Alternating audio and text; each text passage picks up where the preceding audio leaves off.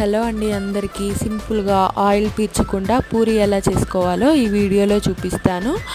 ముందుగా ఒక బౌల్ తీసుకొని 1 కప్పు మైదా పిండి జల్లించి తీసుకోవాలి. ఆ తర్వాత ఆశీర్వాద్ చపాతీ పిండి 1 కప్పు తీసుకొని సాల్ట్ వేసుకొని వాటర్ పోసుకుంటూ ముద్దలాగా కలిసేలాగా కలుపుకోవాలి.